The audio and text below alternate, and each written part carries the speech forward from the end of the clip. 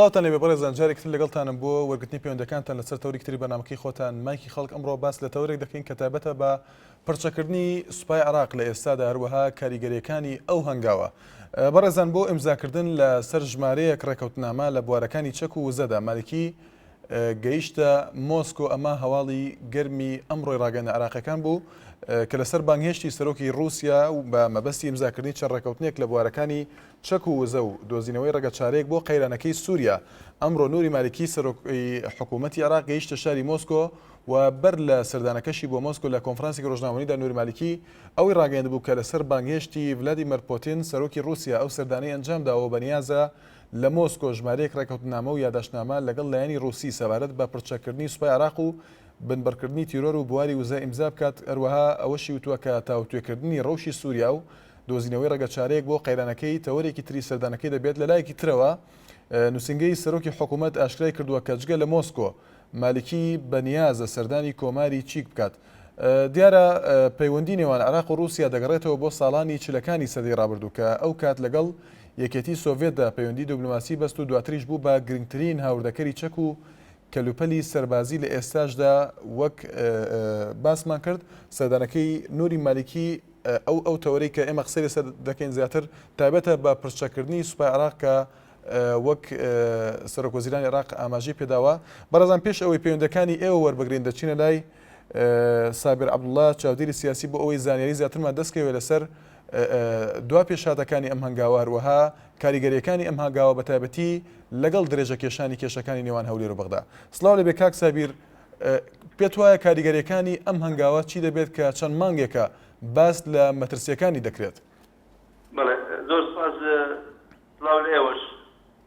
سپاس. پێم وایە سەبارەت بە پرسەکردنی عێراق لەم هەلومەرجەی ئێستاە هەروەها چوونی سەرۆکوەزیران نوری مالکی بۆ رووسیا و پاشان بۆ چیک پێم وایە سەردانی بۆ وڵاتەکە هاتات.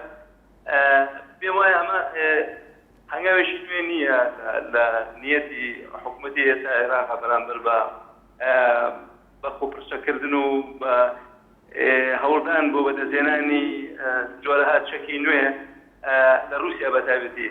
هەروەها یعنی ئەگەر تۆزێک بچینە مێژوویشی نزیکەوە پێش ئێستا لە قۆناغەکانی ساڵانی هەفتاکان و هەشتاکان لە سەردەمی سەدام حوسێنە هەروە بێت لە سەردەمی حەسەن بەکریشا با بڵێن کە سەرۆکی پێشووتری عێراق یعنی عێراق پەیوەندیشی بەردەوامی هەبووە لە ڕووی سەربازی و لە ڕووی سیاسی و لە ڕووی دیپلۆماسیە لەگەڵ یەکێتی سۆڤێتی جاران کە رووسیا ئێستا با بڵێن.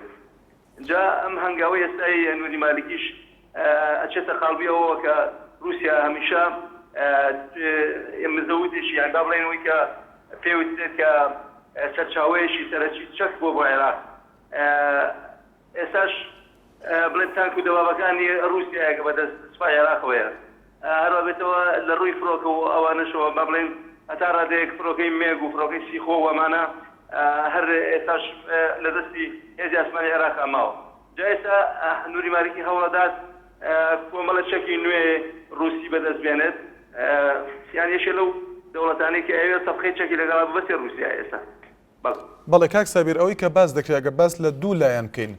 یەکێک لە لایەنەکان ئەوەیە کە مالکی دەیەوێت تاکڕەوی بە حکوومەت بکە و بە حکوومەکەی مەبەستم و پێگەیەکی سەربازی بۆ عێراق دروست بکە. یەکێکی لایەنەکەی تر کە باس دەکرێت ئەوەیە کە گۆڕانکاری ناوچەکە وا دەخوازێت کە عێراق سوپای خۆی پڕچەک بکات. پێت وایە کامیان زیاتر لە ئێستادا کاریگەری هەیە بەسەر هەنگاونانی عێراق بۆ ئەم هەنگاوەی کە پڕچەکردنی سوپای بەلاوە گرنگە؟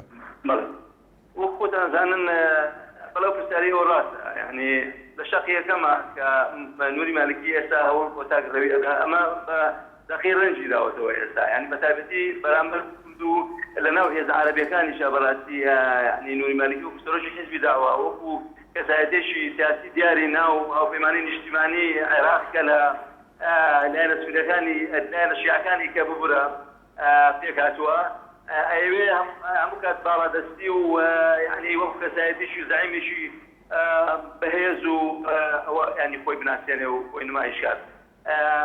بۆیە لەو ڕۆوە هەوڵەدات هەتاکو ئەو یعنی لەسەر حکوومەتایە يعني الاسا وكار بواكا خليدا توشا هالجيرته يعني اي بيجيش بهذه سربازي وسياسي وهربته وابوري يعني اخوي مكوم كاد دامين كاد يعني هو شو هولاد وقت هنگاوی یکم بيجي حكومتكي لروسيا البازيو خايم كان براسي امر جورك لكاردانوي سلبي بامبر بكرد نشان دا لم چن مانگی پیشوا پێتوای ئەم هەنگاوە بۆ بەهێزکردنی بەڵێ بۆ بەهێزکردنی محوەری رووسیا نییە بەتایبەتی یان بە جۆرێکتر بڵێن رووسیا سووریا ئێران لەگەڵ عێراقدا بەڵێ وڵی ئێستا رووسیا لەڕووی سیاسی نێودەوڵەتیەوە ئەو رووسیای جاران نییە رووسیایەکی لاواز بەدەرەکەوێت یعنی ئێستا رووسیا وەکو بازرگانێکی چەکی لێ هاتووە یعنی لە ناوچەکەیە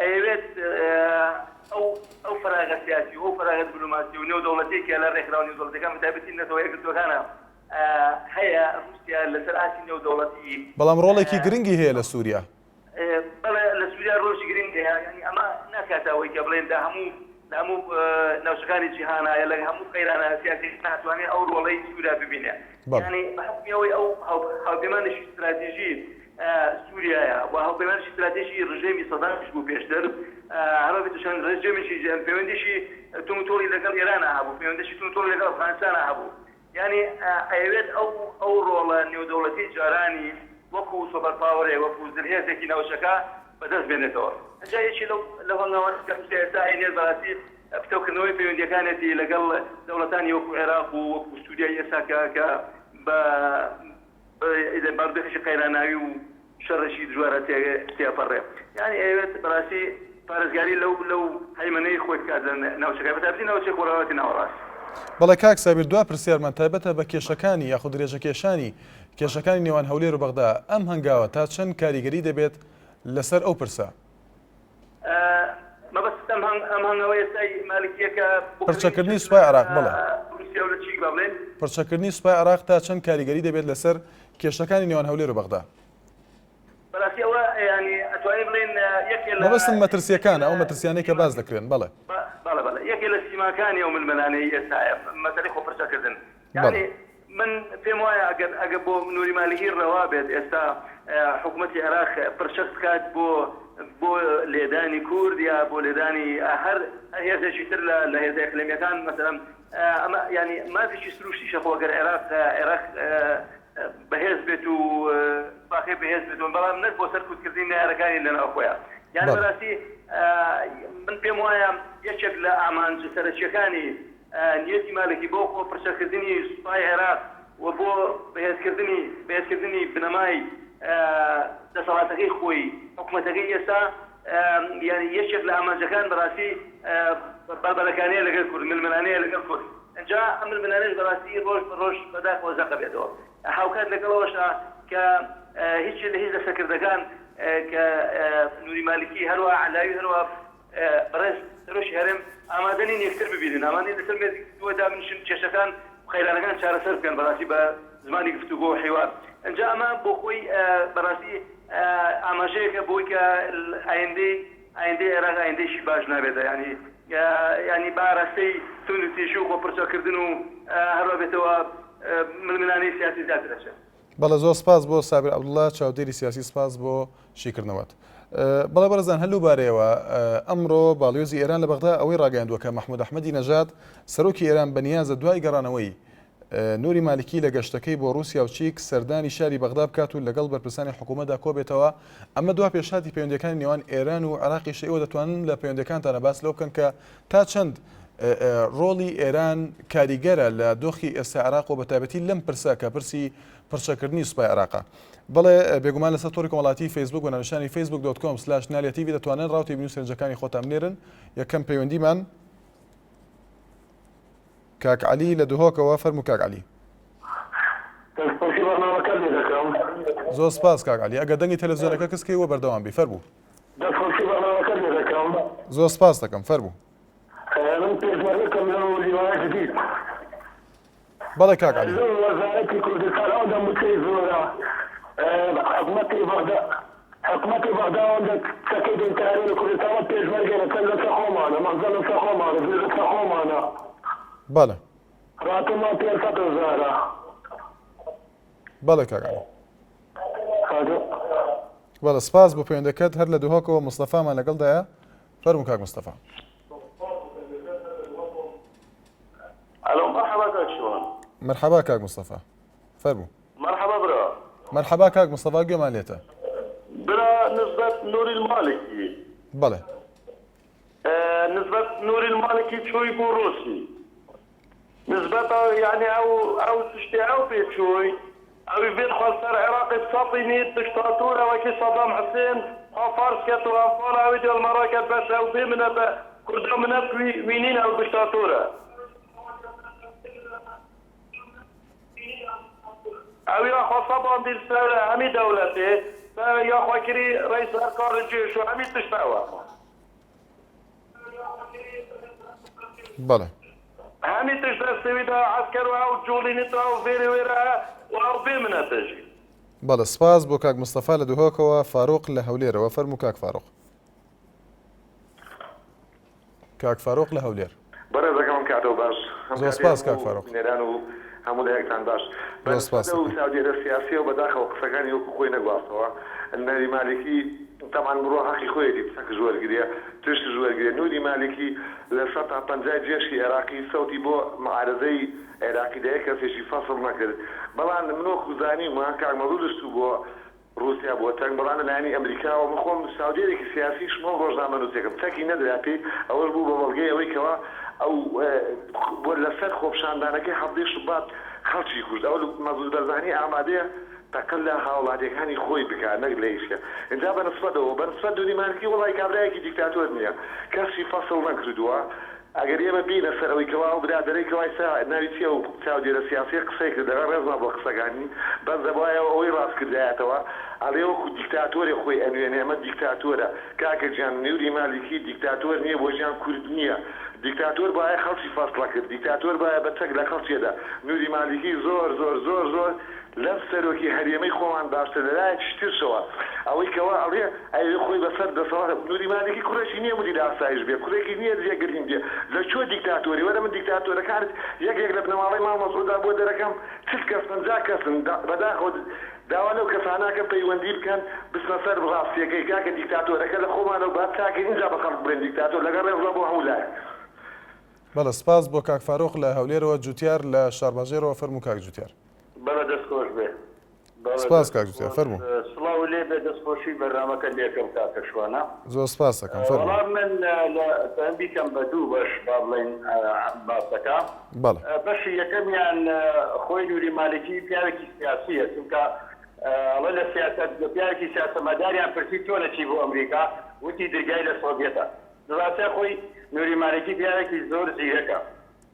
بەڵام من پێم وایە نوری مالکیەوە حکومەتە و حەقی خۆشێ دیکەوە چۆن چەک پیاکە چۆن چەکەکڕێت دیارە ئەمە شتێکەوە حکومەتە و یاسا ڕێگەی پێیاوە شتە بکە بەڵام ئایا ئێمەی کورد چەند ساڵە چیمان کردووە بۆ خۆمان خۆی ینی خاڵەگرنگە لێرایە ئێمەی کورد چەند ساڵە چیمان کردووە بۆ خۆمان ئێمە چەند ساڵە چوینە ژێر باڵی حکومەتی عێراقی وتومانە ئەمە دایکمانە و ئەمە باوکمانە و حتا بۆ سیاست بکەین ئێمە گەلی کورد زۆر دەمەکە لە سیاستایەوە چەندین نشوسی بەسەر هاتووە چەندین کێشەی بەسەر هاتووە حکومەتی عێراقی ئەمە یەک بزوایە ئەیناسین و سیاسەتی شەروایە خۆی مەسەر حکومەتی عێراقی نییە بەڵام سەرکردایەتی کورد ئەوە نەکە خەریکی سازدانی دەسەڵاتی خۆی و کورسی خۆی و شتی خۆی بووە عەفمەن بیری لە ئایندەی کورد و لە خاکی کورد نەکردەوە پاش شەڕی ناوخۆڵم بەداخەوە ئەوە بوو یەکێتی نیشتیمانی کوردستان هەموو دەسەڵاتی لە کوردستانە ڕادەستی پارتی دیموکراتی کوردستان کرد بەڵام سەرکردایەتی پارتی بەتایبەت سەرۆکی هەرێم نەیتوانی ئەو هەلە بخۆتێتەوە واتە کورد ڕێک بخات لەژێر سیستەمێکی دەوڵەتی لەژێر سیستەمێکی حکومڕانی یەکگرتووی یەکوتاری یەک قسەی گەلی کورد نتیجە ئەوە بوو ئەو نابەرانبەریە ئەو با بڵێن وتارەی لێ دەچووکە هەموو گەلی کورد زەریلیەکە ئەوەش مەی هەما سۆی پارتی چووکە پارتی ئەم 4 ساڵە یەکەم دەسەڵاتدار بوو لە کوردستان ئەیتوانی باشترین کارکە بۆ کورد و وایندێ کورد بەڕاستی خۆی بەڵێ کاک جوتیار. دەکوت بەم سیاسەکە بڕوا بەڕێوە بەتەکی ڕۆژ ڕۆژپور بەرەو شکل دەچێت. بەڵێ سپاس بۆ پەیوەندێکە، سپاس بۆ کاک جوتیار لە شارباژێرەوە. باوکی فواد لە زاخۆوە. فەرموو باوکی فواد.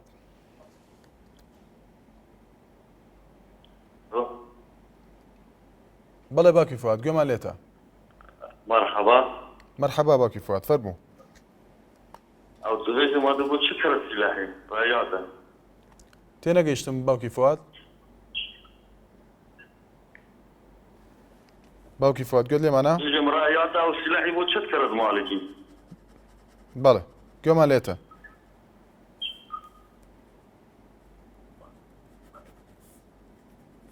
باوکی فواد لەبەر کاتەکە گەر بەردەوام بی لە قسەکردن.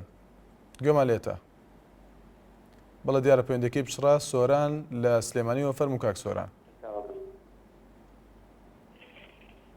کاک سۆران لە سلێمانیەوە. خۆش برا ڕێزە خۆشویستی بۆ برایکە پەیوەندەکەی بۆ وەرگرتم. زۆر سپاس کاک سۆران. کاک سۆران من پێم وایە ینی مالێکی حەقێکی شەرعی خۆیەتی یعنی پێویستی بۆ وڵاتێکی ئاوا زەبەلەح وەکو عێراق پێویستی بە ئەسلاحەیە پێویستی بە چەکی پێشکەوتووە بۆ لە هەموو سنوورەکان و لە هەموو لایەک و هەموو وڵاتێک و لە هەموو سنوورەکانەوە پەلامار دەدرێ بۆ نمونە سەرسەی تووشیا کە بدەینە دێمە لە سنووری عێراق ئەماوێنێتەوە ئەگەر پێویستکە ئەگەر ڕەدەفعل لە بەغاوە هەبێت جوابێ وتارانە تووشیانە باتەوە کە هەموو کاتێک بە بۆمبی ئەو پەڕی پێشکەوتوو سنوورەکانی ئێمە و ناوچەکانی ئێمە بۆمبارانەکەن و لێشمانە کوژن سەرۆکەکانی ئێمە لە خەوێکی زۆر خۆشدان. ئەمجار ئێمە چ ڕخنەیەک لە مالێکی بگرین ئایا سەرۆکی هەرێم ئەم هەموو نەوت و سەروەتەی لە بەردەست ئایا ناتوانێت ئەو گوشارەی کە بۆ نەوت و گیرفانی خۆیان ئەیکەن بۆ چەکی پێشکەوتوو کا بۆ پێشمەرگا ئەو ئەڵە من پێشمەرگەیەکی کوردستانم ئایا بەڕێز سەرۆکی هەرێم کە پێشمەرگەیەکی کوردستان بووە لەو شاخە ئەگەر چەکی پێشکەوتی پێ بەدەستەوە بۆیان نەی ئەتوان حاولی نەئەدا چەکیرەوە پێشکەوتوتت بەدەست بێنێ. برای بەڕێزم هەموو خلافەکە لای خۆمانەوەیە مالکی هەمومان زانین کە 2023 تاوەکو 2006 مالکی نەبوو لە بڕێدا ئێستا مالکی بدەوێنەتەوێ یعنی متمانەی میلەتی بەدەستێناوە تۆ سیرکە لە جێشەکەیانە هاتووە هەموو حیزب بکەوی برا و کەس و کار و خوشکەزا و خاڵمەزای خۆی بخاتە پلە پۆستەوە باشە وشیار جەباری وەزیری خارجیە چی ئەکا لەوێ نائیبی ڕئیس وزرای مالکیە چی ئەکا لەوێ نابێ بڵێ بەشی کورتکووە هەموو سەرگردەکانی ئێمە هەرێکەوە دەستی ئەمە میلەتێکەوە دەستی ئەمە وڵاتێکەوەیە داوایان لێەکەم ئێمە هیچ کوردێک ڕخنە لە مالکی نەگرێت کە مالکی لەم کاتەدا پێویستی بەوەیە کە چەکی پێشکەوتی لە بەردەستا بێت هەموو بیرەنەوتەکان ئەزانین چۆن تعدای لێ دەستدرێژێت تێتە سەر لە ناو دای خاکیێرانەوە هیچ ڕەدەفعلێکی پێ نیە چەکی پێشکەوتی پێ نییە بۆ نمونە سەیدایەرەکانی تورکیاکە دەست خۆش حەز ناکەم زیاتر لە کاتێ بگرم. سپاس بۆ کاک سۆران لە سلێمانیەوە. فەرمان لە کەرکووکەوە فەرموو کاک فەرمان. بەڵێ کاک فەرمان گوێمان لێتە. ئەو کاتە باشە. زۆر سپاس کاک فەرمان. بەڵێ قوربان دەستخۆشی بەرنامەکە لێکەم بەڕاستی بەرنامەکە سەرکەوتووە. سپاس دەکەم. بەڵێ خوا ئەگەر مەزارم پێ دوو دەقەم دێت مەزارم دیتەوە کە و برا بەڕێزە کاک فاروق ئەگەر کورتی کەیتەوە قسەکانت فەرموو کاک فەرمان. بەقەدرەوە قسەکەم. بەڵێ فەرموو. من ئەڵێم بۆ برا بەڕێزە ئاڵێم بۆ ئەفساری و برا بەڕێزە ئاڵێم ئەڵێم کە ئەڵێم دیمارکی کەسێکی چاکە و لە مەسەلبەزانی پیاوترا ئەو یارە لە مەسەلبەزانی چاکرا من بۆ برا بەڕێزە ئاڵێم من لە خوتی سەدا حوسێنەوە حتا 2009 بڕیدنی سوپای عێراق هەستا ئێمە دامان مەزرا لە لیوەت سلێمانی بوو بۆ خوا حتا 2006 ساڵ جودی عێراقی خەتێمان بۆ نادە بەرچی لەبەر و کورد بووی هاي خدي يعني خدي جنب ما أنا جني وكبيده بو كردية يعني حتى صد عرب ما بعد بني عرب كانوا صد عرب صد كرد زميني بعده خدا كاني بعده هم بوم يسوع سلام ديري مالكي خوي بابا ديري بحاتي نقدر قدري كان مسدس هو برابر سلام بأفسر برابر سلام كان مسدس درجي في كارمانيا وكردستان حتى تبي خوشة بابو خبينا خوي خوش بيت تبي خوشة بابينا خوش بيت مشكلة خويتي بس كم واحد إيش كسيك يعني بس كده كان سنة من كان رمزي يمن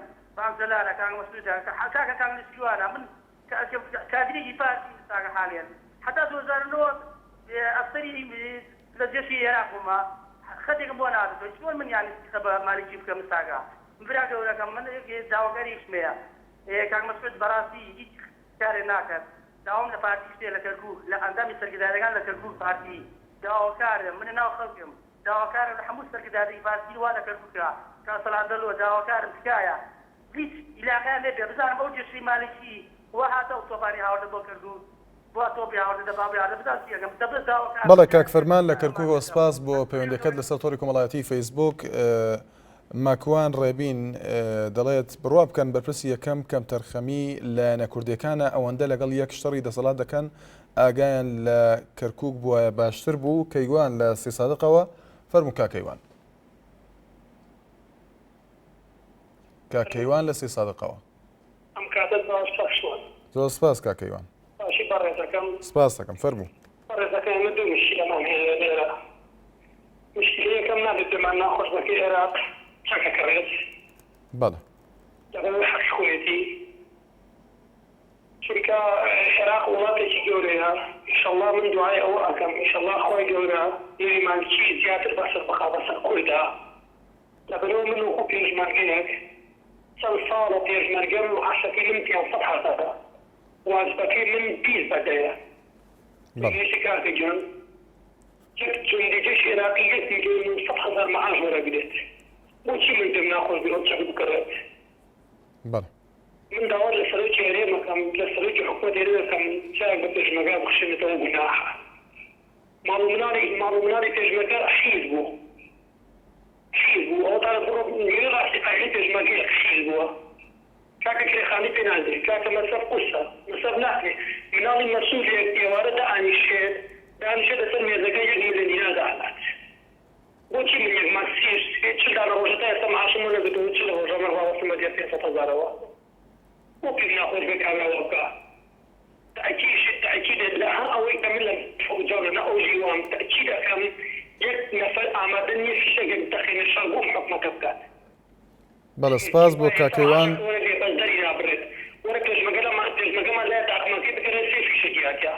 سپاس بۆ کاکەیوان لە سێ سادقەوە. زۆر سپاس بۆ پەیوەندەکەت کاکەیوان لەسەر تۆڕی کۆمەڵایەتی فەیسبوک.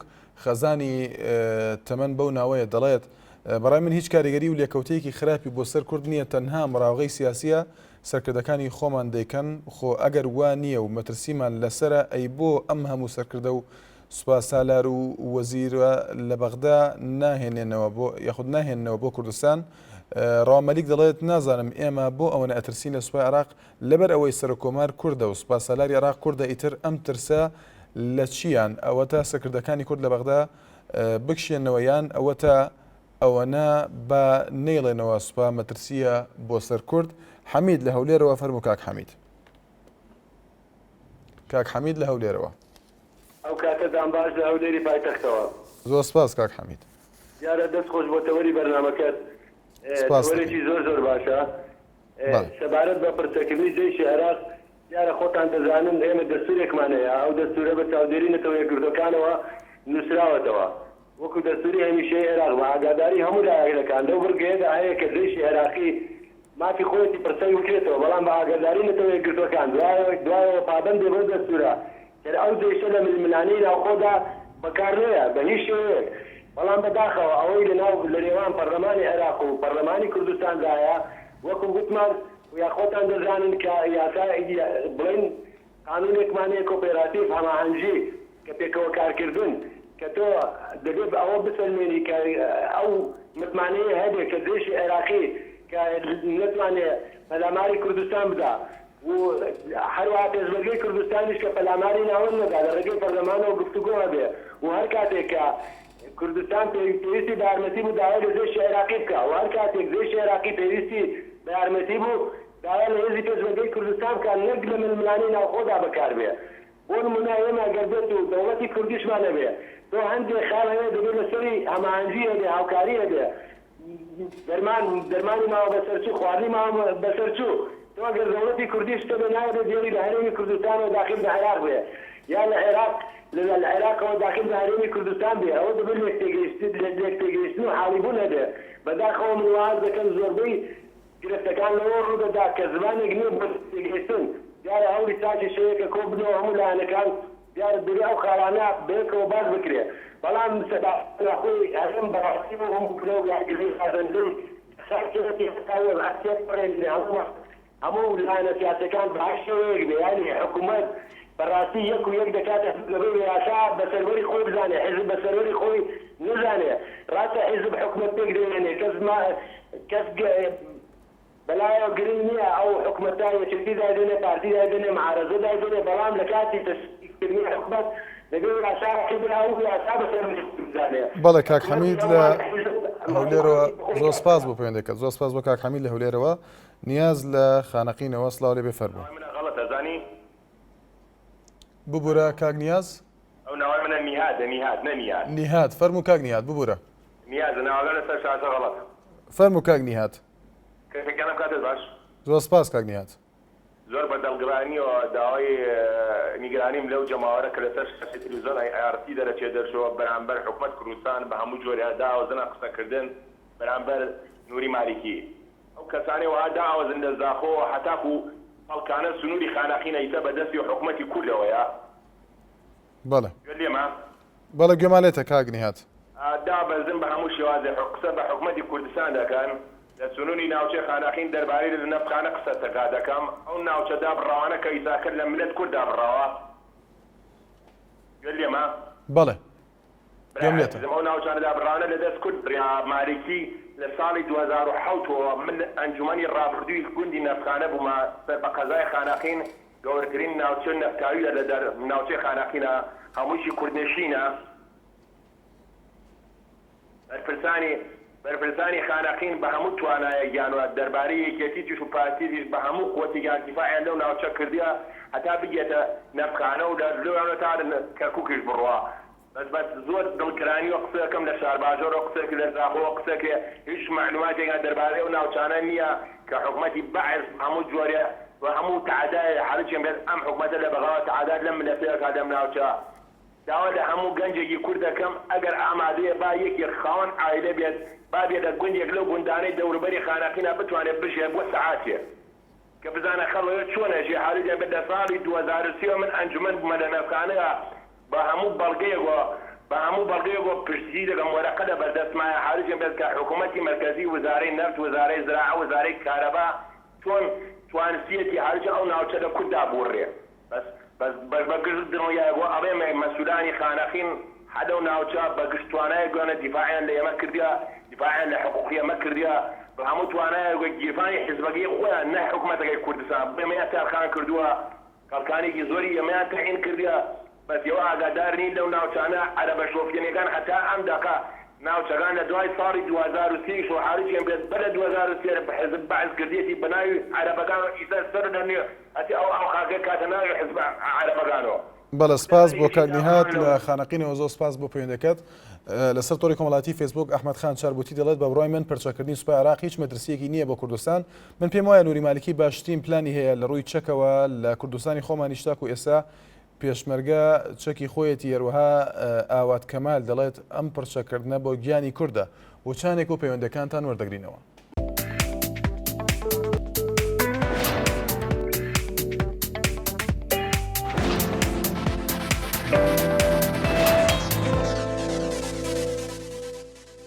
ڕێزان بەردەوامی لەگەڵتان لەسەر فەیسبوک ئومێد زیرا دەڵێت پرچەکردنی سوپای عێراق زۆر کاریگەری نێگەتیڤی هەیە بۆ سەر کوردستان و میلەتی کورد. یەکەم لەلایەک سامانێکی گەورەی نەتەوەیی تێدەچێت بۆ کڕینی ئەو تانک و چەکانە، دووهەم لەلایەکی دیکەوە لەوانەیە لە کاتی گرژبوونی پەیوەندی نێوان هەرێم و بەغدا عێراق ئەو چەکانە ڕۆوە ئێمە بەکار بێنێت بە هەمان شێوەی ڕژێمی پێشوو. فەلاح لە چەمچەماڵەوە فەرموو کاک فەلاح. کاک فەلاح لە چەمچەماڵەوە. دەستخۆشی لە جەناب دەگەن بۆ بەرنامەکەت. زۆر سپاس کاک فەلاح. بەڕێز پرسیاری لە جەنابەت بکەم ئەم بەرنامەی ئێوە چەندێک خزمەت لە بەرژەوەندی گەلی کوردەکە. ئەمە یەک دوو من زۆر متابعی بەرنامەیەوە کەم ئەوەی کەوا زیاتر قساکە ئەوەی کەوا زیاتر شیرەکە ئەوەی کەوا جنێوەدا بۆ دەبێت یعنی لەقەت نابینی جۆر لە کابرایەکی بادینی نابێت جنێو بدات بۆ ئێلا دەبێت خەڵکی سۆرانی بین دەبێت جنێو بدەن بزاتی خەڵکی سلێمانی. يعني أما أدبا أما كالتورا أما ثقافتي أم حزباني أم سنوري إيميك أواني لم سنوري بلا بوتوتنا جنيو بفلانا كسبدين جنيو بفلانا كسبدين من لون الجناب تبرسم تاكو يسا جول لك أبرايك باديني ويجول جنيو بكسك بدات تشير بكسايتيك بكا أو كار لسرم کاری لەسەر مەوزوعانەکەن کەوا ئەو خەڵکە بەم زمانە زبرە بەم شێوازە قسە لەگەڵ خەڵک نەکات دواتر ئەوەی من دەدڵنیایەوە لێرەوە پێتەڵێم ئەو کەسانی بەو زمانە قساکەن کە باسی سەرکردەکانی کوردەکان باسی پێشبەریاکەن بۆ هیچ میلەتێک هیچ نەتەوەیەکی تاکێکیش بێکەم و کوڕی نییە هیچ ئەگەر سەیری ژیانی تاکێ بکەین باای خۆی کەم و کوڕی تیا یەک تاکێ اینجا وەرە تۆ سەیری ڕابردووی شۆڕ شێ بکە بۆ یعنی بن ئەوە لە جانات تاپرسم ئایا ئەم کەسانە چۆن یعنی بۆ بەم شێوازە قسە بکەن ئایا بێت تەوجیهەکانیان لە شێوە بێت ئایا بێت خزمەت بە بەرژەوەندیەکانی چێ بکەن نوری ئەگە بکرێت سۆرەکە داخلەکەن لە نیوە کەوا ئێمە بێ بڵێن پیاوێکی باشە نوری مالیکیە بێت چی بۆ ئێمە بکات بۆ کاک فەلاح لە سۆمسەماڵەوە شیروان لە سلێمانی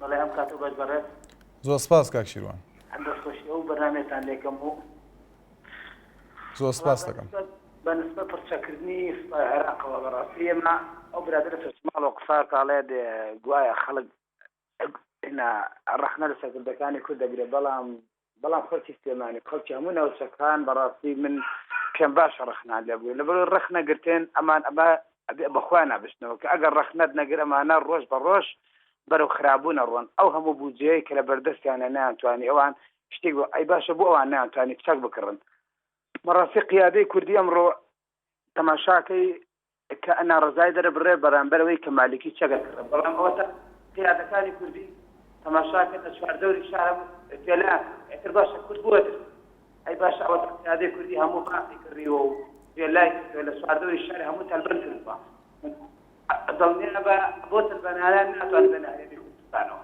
ئەتر باشە قیادەی کوردی بۆ لە مالیکی بۆ لە سەبەت ئەو باخوباقەکان کردو باخۆ شارێتەوە تەواو ئەتر قیادەی کوردی بیری لەو کردو گەیشتە ژێر ئەستان کردو دەستخۆشی لە قیادەی کوردیەکەم ئەتر زۆر سپاسانەکەم زۆر سپاس بۆ پەیوەندەکەت ئارام لە هەولێرەوە فەرموو کاک ئارام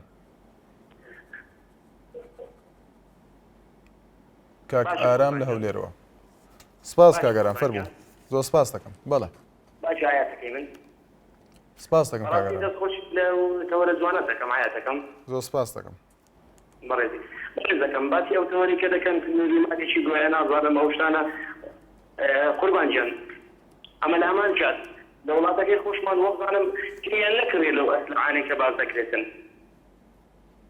بەڵێ وەلە هەمان کات باسی نوری مادیشی دەکەن باشە وڵاتەکەی خۆمان بڕ گەندەڵ و گەندەڵکاری بیتن ئەمە لەو باسی نوری ماچی دەبا گەندەڵیەکانی ناوە خۆمان تا بکەین ئەشە دەبین قسە لەسەر وەضعی عێراق بکەین دەباوەتی کوردستانمان تاتر بین باشە کاک ئارام ئێستا تەوەرەکە تایبەتە بە ئەم هەنگاوە کە پڕچەکردنی سوپای عێراقا نەک تەنها کاریگەریەکانی لەسەر هێمی کوردستان پێت وایە کاریگەریەکانی لەسەر ناوچەکە لەسەر پێگەی عێراق چی دەبێت ئەگەر لەو تەورانەش قسە بکەین نەک هەر کێشەکانی هەولێر و بەغدا قورباجان ئەو تەوەری کە باسی دەکەین ئەمن باسی کێشەکانی هەولێر و بەغدا نەکەم باسی ئەو کێشەی دەکەم با حکومەتی عێراقی پرچەک بێتن ئەگەر پرچەک بێت دەتوانین خۆمان لە سنوورەکان بپارێزین خۆمان لە هەڕەشەی دژمنان بپارێزین ناکاتنە تو بەزە من حەڕەبی بە دوژمنی خۆم دابێم باشان هەر چوار دەورم دژمنە بەڵێ سپاس بۆ کاک ئارام لە هەولێرەوە هەر لە هەولێرەوە کاک فاروق لەگەڵماندا فەرموو کاک فاروق بەڕێزەکەم کاتە باش خۆشبەختانە توانستم دووبارە وەریگرمەوە برا بەڕێزەکەم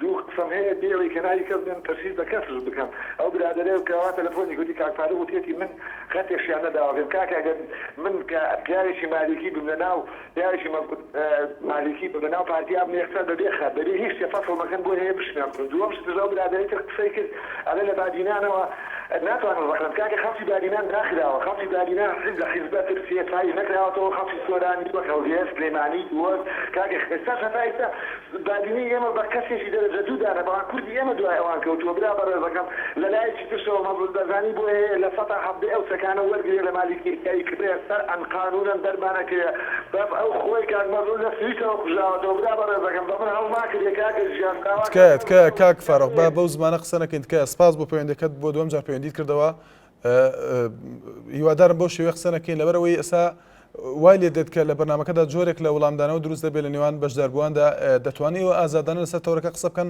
بەڵام ئەگەر بێت و باس لەم تەورە بکەین تەنها ئەوە نییە کە پرچەکردنی سوپای عێراق کاریگەری دەبێت لەسەر هەرێم بەڵکو وەک ئەو پرسیاری کە لە کاک سابیر عەبدوڵڵامان کە چاودێری سیاسیە لە باسمان لە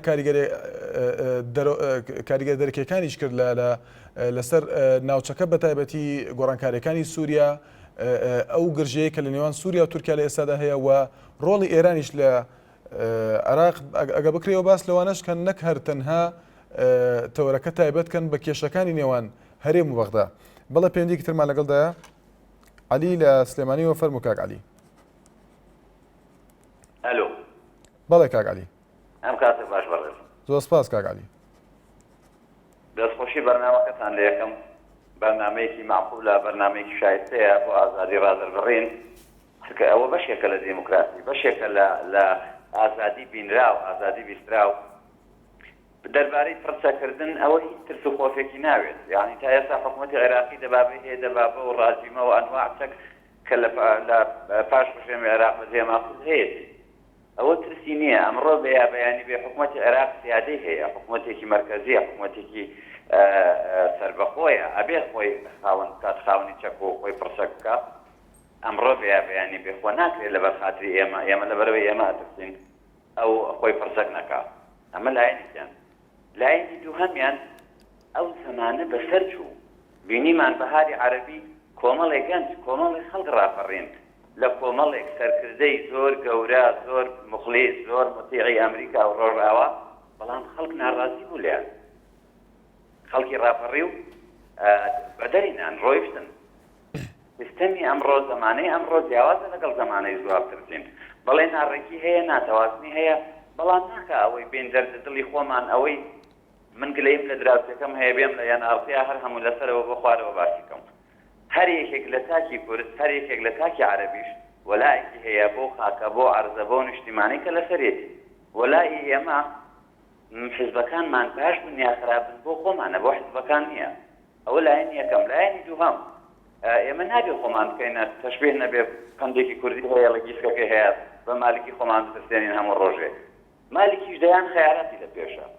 ئەو سیناڕوانەی ئێستا ئایکات ئەوەندە بۆ سووریایە، ئەوەندە بۆ کورد نییە. دوایەوە دەیان و سەدان حزبی سیاسی و حزبی ڕۆشنبیر و خەڵکی ڕۆشنبیر و نووسەر و دەیان ڕێکخراو هەیە لە عێراقا. ئەو زەمانە بەسەر چوو مالکی بتوانێت کوردکە بکایە، سونەکە بکایە، شیعەکە بکە.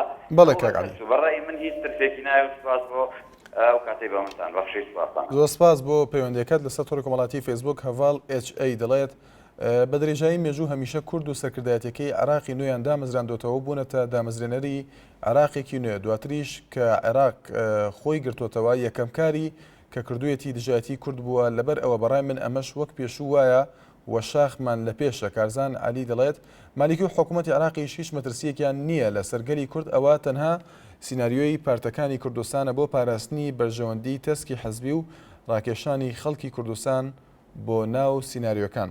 ئازاد لە شنگالەوە فەرموو کاک ئازاد. ئەلۆ ئێوەر باش. زۆر سپاس کاک ئازاد فەرموو. دەستخۆشیە لە کاناڵی NRT. زۆر سپاس دەکەین. بەرنامە بە سپاس کاک ئازاد. بەڵێ پێشمەرگەمە پێشمەرگە زێراوانیە لە شنگالێ. بەڵێ بەلکی بابەت نە وی بابەتی بەربگیرێت بەرگری پێشمەرگە بەس گەلێک گیرێت وازەبێت پێشمەرگەی هەنا لەسەر واجبەکە بیستە.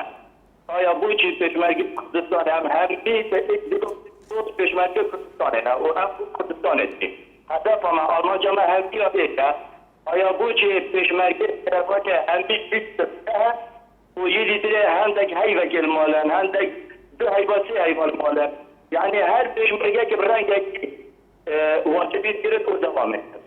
بەڵێ بدا ئەگەر نیمە پشتیلانە بێواری چەمە چارەسەرکەن ئەم زۆر زۆر سوپەتیاوەکەین. بێمەمنوو بیم گەینن جێن معنەوی. ویدارم دەنگی پێشمەرگەیەکە جێت معنەوی. و ئەس دەستخۆشی بەرنامەکەم و گەلێک سپاس بوو بەشدار بیاوە. سپاس بووە. زۆر سپاس بۆ کاک ئازاد لە شنگالەوە. هەنار لە شەقڵاوەوە سڵاو لێ بفەرموو. ئێوارە بەسپاسان. زۆر سپاس هەنار خان فەرموو. سپاس بەڕێزی.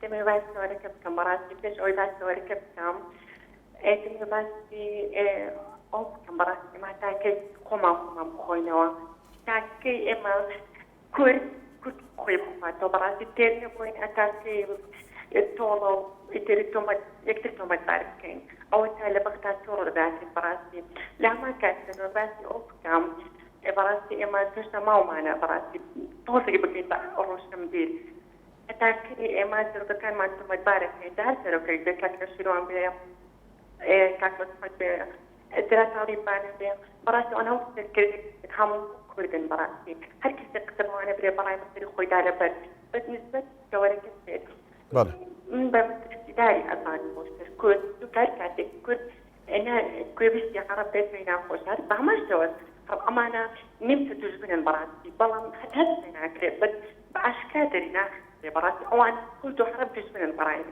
بەتەواو ئێستا بە شوەیەکی ئاشکرا نسبت يعني روندا بوتوا تجاتي كريان كردو اما نظام كارني قلت دغرتو من هاد سويك بيت هاد سويك بالدعوه للترك تاعي لك بس تكات باش مريكو قشت او اصلا انا فرصه كاتن كلا كردستان ده كم بەڵێ هەنارخان لەبەرتەوە بوونی کاتی بەرنامەکە سپاس بۆ پەیوەندەکەت هەردی لە عربەتەوە فەرموو کاگەردی باشی بەڕێز زۆر سپاس کاگەردی باشی بەساقەوە خوشی بەرنامەکەتان یەکەم زۆر سپاس دەکەم فەرموو بەڵێ بەڕێز وەڵا مەقصد بۆ تەورەکەتان تەورێکی جوانە بەڵایەکەم بەس ئای بە ئێمە دانیشین قسە بە سەرکردەکانی کوردی خۆمان بڵێن ئێمە قساکەین نا ئێمە مەسەلەن بەرادەرێ پەیوەندیەکە قساکە ئایا وەڵامە میلەت زەرەری نییە زەرەری هەیە چۆن زەرەری نییە زەرەری بۆ ئەوەی بۆ کوردی ئەوەی هیچ کەسێکی نییە نووری مالیکی چەک خۆی چەپ پڕچەکە یا چەکی نەکات بەس زەرەری بۆ کوردەیە خاص بەڵێ سپاس بۆ کاگەردی لە عربەتەوە هەوار لە هەڵەبجەوە سڵاو لێ بێ فەرموو ئەم کاتە باش زۆر سپاس کاکەوار بەڵێ بەر لە هەموو شتێک داوا لێبڕ نەکەم کە ناوەکە بۆ هەڵە نووسراوە هاوار نەک هاوار فەرموو کاک هاوار بەڵێ کاکە گەورەجان بابەتی پرسەکردنی سوپای عێراق بابەتێکی گرنگە پێویستە کاتە قسەی لەسەر بکرێت بەڵام ئێمە لە ناوخۆی هەرێمی کوردستانە شتی لەوە گرنگتر هەیە کە باسی لەسەر بکەین منە خۆ پێشمەرگەم هەر لەگەڵ قسەکانی کاگازادەم کە کەمێک پێش هەسە تەلەفۆنی کرد کاکە گیان ئێمە واجبمان 14 بە حەوت یعنی 14 ڕۆژ لە واجب 7 ڕۆژ لە ماڵ ئەو 7 ڕۆژ کاڵە ماڵێن ڕۆژێکمان لە هەردوو سەرەوە ئەڕا ڕۆژێک ئەو سەر ڕۆژێک ئەم سەرمان ئەڕوا ئایا ئەوە بابەتێک نییە کە هەڵ بگرێت باسی بکەیت خەڵک پەیوەندی پێوە بکە باسی بکە باشە بۆچی ئێمە ئەبێ خەمەکانی خۆمان نەتوانین خەمەکانی خۆمان دەبە بڕین بەڵام بچین لەسەر مۆزوعێکی تر بڕین کە یعنی بڕوا ناکەم بەقەدەر ئەم بابەتەی کە باسی واجباتی پێشمەرگەی گرنگ بێ جا هیوادارم لەڕێی کەناڵە بەڕێزەکەتانەوە نەخوا قبوڵیەکان نە عقل قبولی ئەکان نە ویژدان قبولی ئەکان نەدین قبولی ئەکان 14 بە حەوت یەکەواتی ئێمە ژن و ماڵ و مناڵمانێ با ژنەکانمان مناڵەکانمە بنێزە ماڵ باوکیان خۆ لە ماڵ باوکیشیان نان هەیە بیخۆن